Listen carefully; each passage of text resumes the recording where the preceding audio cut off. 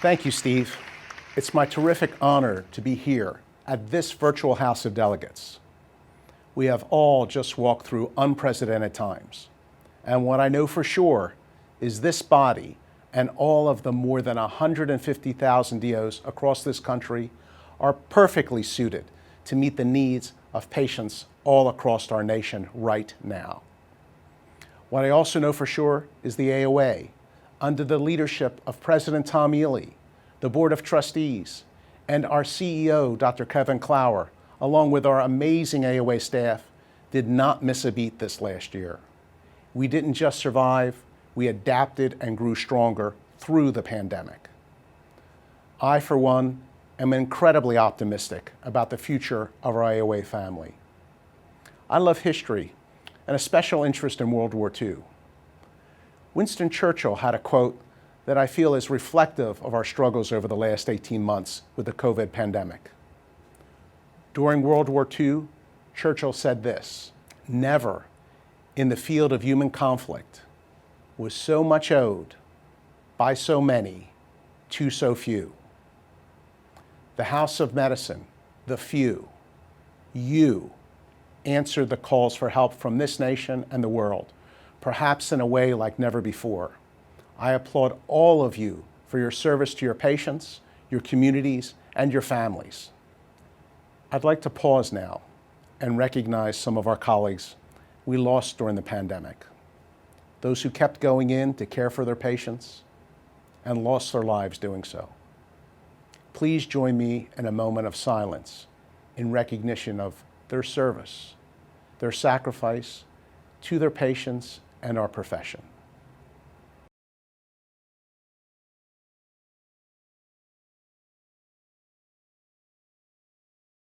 As we look to put the pandemic behind us, I believe the AOA and you, with your DO training, are perfectly positioned to meet the needs of our patients in this post-pandemic era. Our patients need physicians who are interested not just in getting them well, they need physicians who are trained to keep them well.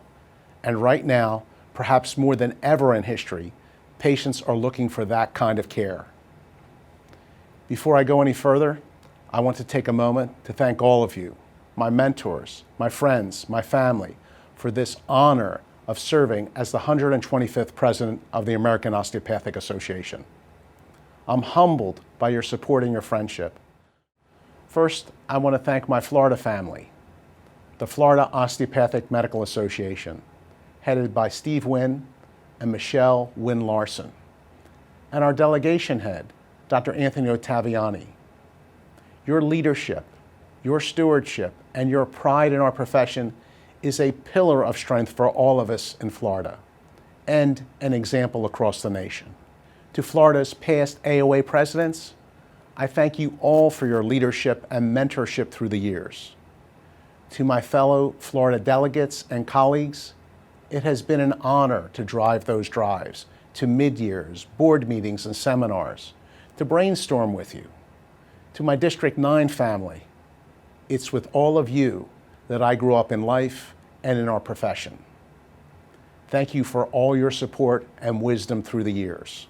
To my fellow AOA board members and those who've served the board in the past, you are some of the finest people that I know, and I'm privileged to work in this profession alongside of you. Thank you for your service and all the many years of counsel and friendship. It's because of you that I'm here right now. To my mentors in our AOA family, you AOA past presidents, all of you, my lifelong friends from other states. If we were here together in Chicago, I'd have each of you stand so we could honor you for your time and commitment and years of counsel and the crafting of our AOA family. We are stronger because of each of you, and we stand on your shoulders, our great leaders who have supported our profession with loyalty and action, word and deed, and live each day as an example of what an osteopathic physician should be. Finally, to my wife Shannon, my two boys Joseph and Christian, you are the foundation and source of all my joy. Of course, none of this would be possible without you. I love you today, tomorrow, and forever. So I've shared a lot about family, my FOMA family, my AOA family. I'm Italian, so family's a big deal for me. I grew up in a small town outside of Philadelphia, and you may not know this, but my father and mother played a huge role in steering me into the osteopathic profession. My dad was a founding member of a DO hospital, and my mom, the ever-supportive auxiliary partner, raising money for a DO hospital which struggled financially in the early years. Here's a bit more about my osteopathic roots. I'm Florence Giaimo Longmore. I am Dr. Joseph Giaimo's older, slightly older, much wittier, almost brighter sister.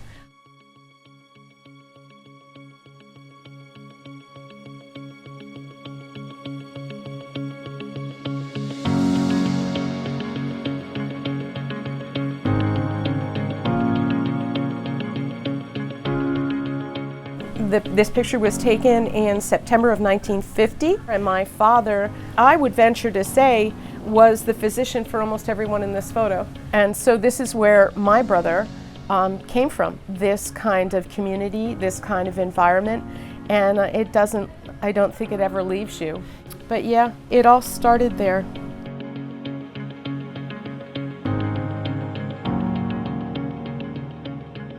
He appreciated the stories around the dinner table that my dad would tell of George that would come in with his 8 children and you know, would not necessarily have the financial means to be able to take care of all of them. And you know, Dad would take that fruit basket or the basket of potatoes or whatever. And I think that instilled in my brother something that never left. My dad founded Suburban General Hospital in Norristown, Pennsylvania. That hospital was founded by quite a few doctors of osteopathic medicine. He had office hours every night on DeKalb Street in Norristown. And so there was a lot that he did, you know, that does remind me of my brother, you know, kind of really working hard at his craft. He was very proud of being a DO. And was very proud that his son became one as well. Hello, I'm Giaimo. I'm a surgeon in Norristown, Pennsylvania. Joe's father was a family practitioner here in Norristown. Back in the mid-40s, several of the DOs got together and they started their own hospital. So they bought a house and they turned it into a hospital. Initially there were 6 of them. Over the next decade or so, there ended up being about 12. And they ran it as a hospital out of that house. They put multiple additions on it over the years, and eventually they grew out of it and they built Suburban General, which is where we are now. I remember Joe's father quite well because his father and my father were friends. They used to socialize. Joe's father was a very nice man. He was one of the original family doctors. He probably got paid in tomatoes and chickens as often as he got paid in cash. Now I do remember Joe too. I was a resident when Joe was a student, so I remember Joe in his white jacket. But I just wanted to say congratulations again, Joe.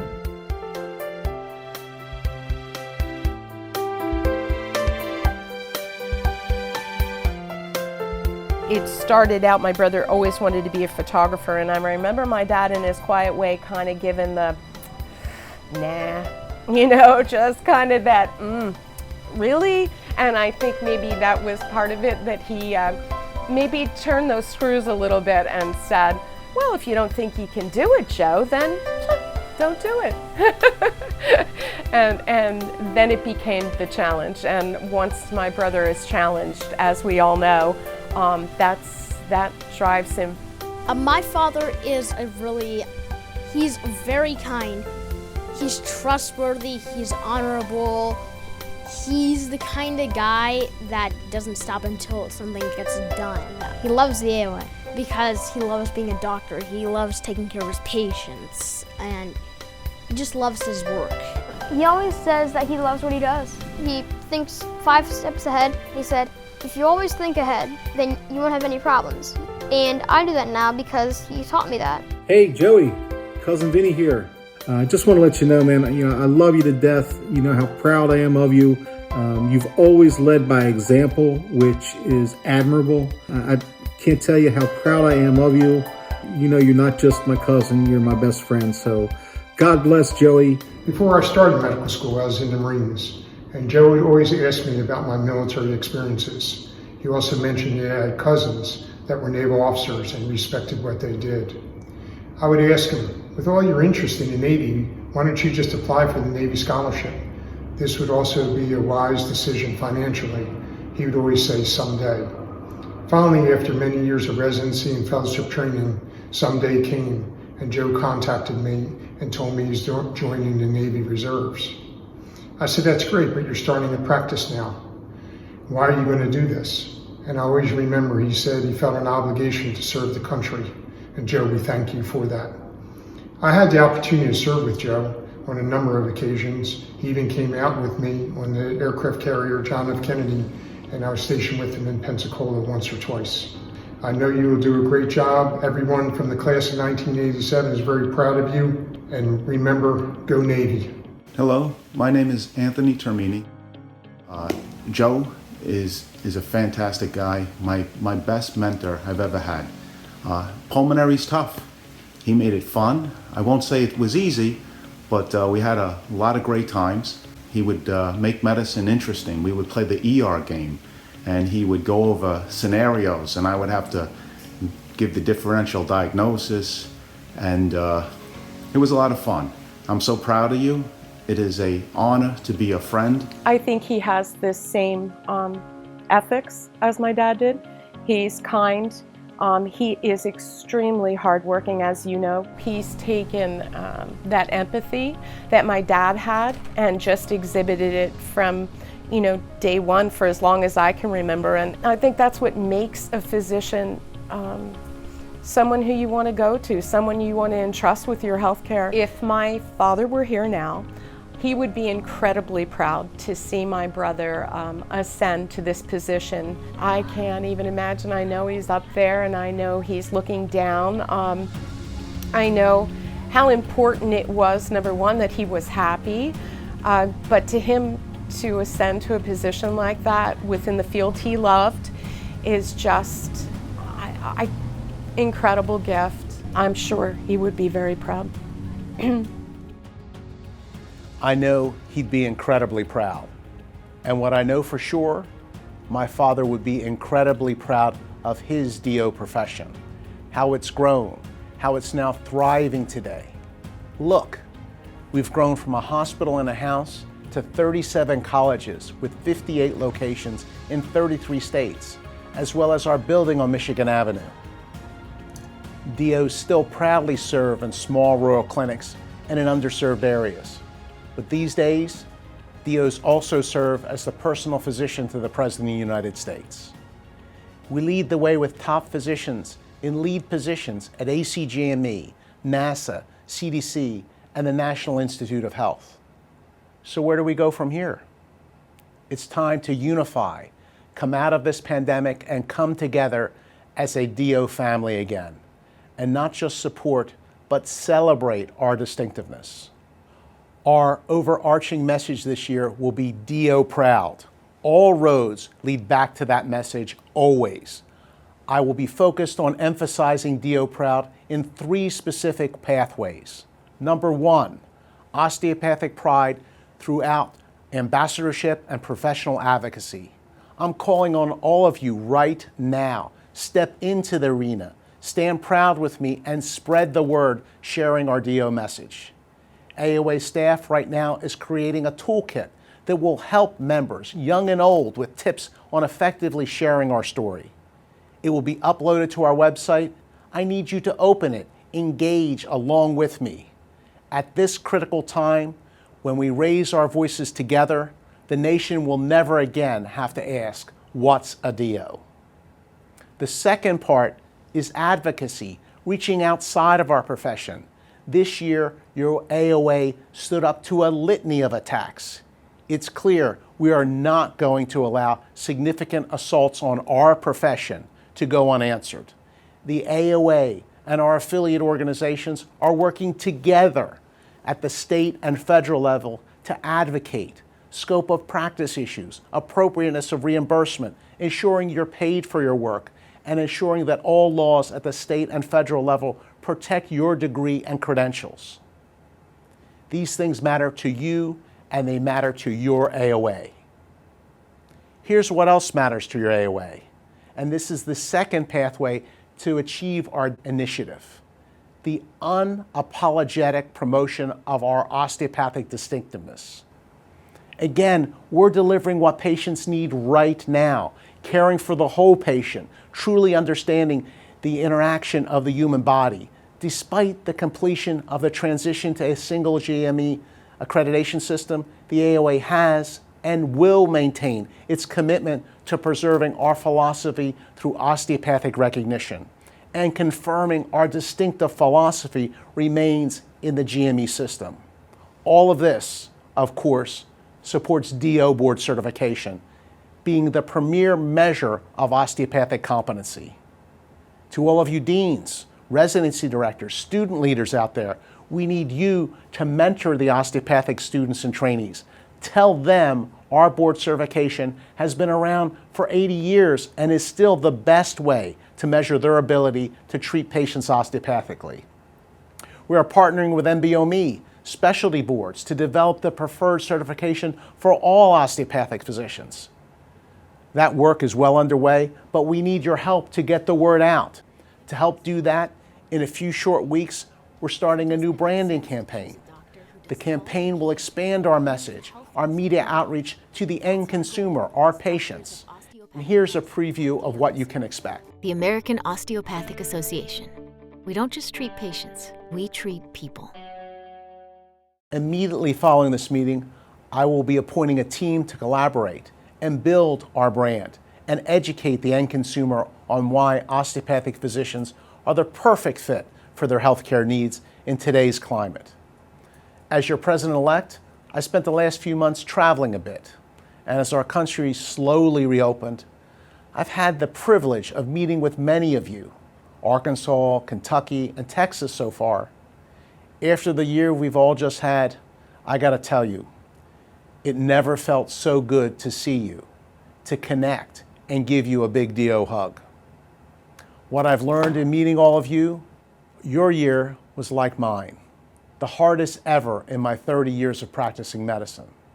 The mind-numbing daily process of walking into rooms with no roadmap, searching for protocols that just weren't developed yet, checking inflammatory markers, x-rays, ABGs, and working with the healthcare team to help our patients.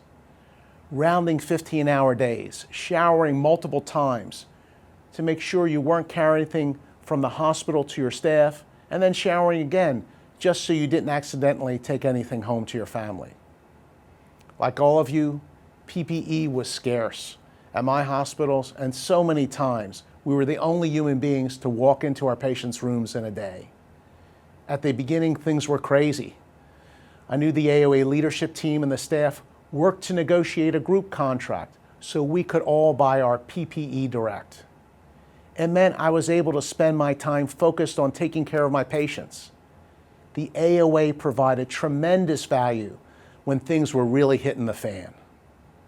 Like all of you, I came home after working these long hours only to hear in the press misrepresenting our profession. I didn't have to worry about that. I knew the AOA would respond. Like all of you, I had to figure out telemedicine, federal loans, overnight.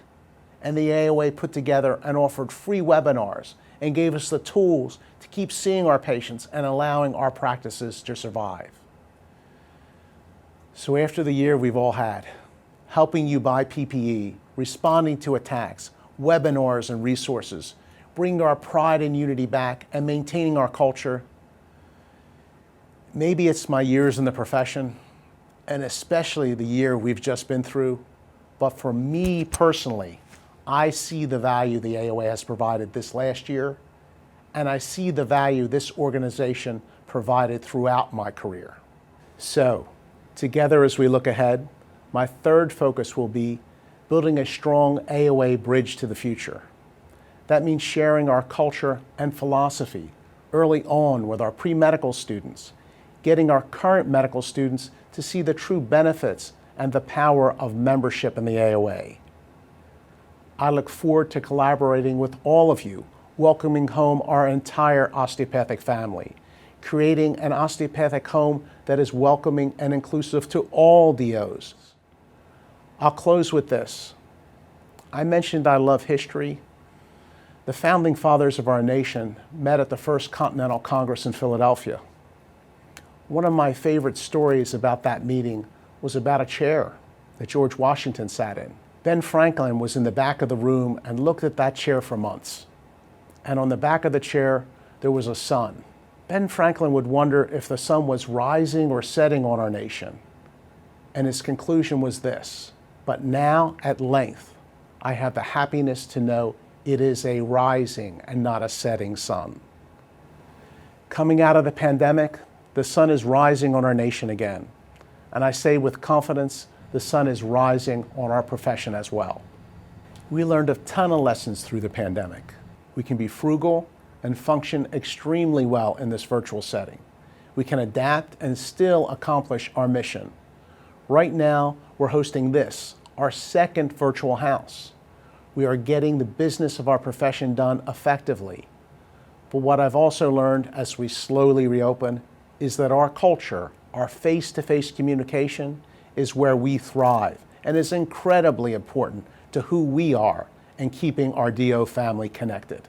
So, as we look to the future and thread the needle of fiscal responsibility, I do look forward to getting back with each of you face-to-face, at OMED for sure, and to collaborate as the year progresses. Today, as I step into this important position, I do not take your trust for granted, and I will reflect on what I know for sure. We are a profession now more than 125 years running. We are 150,000 strong.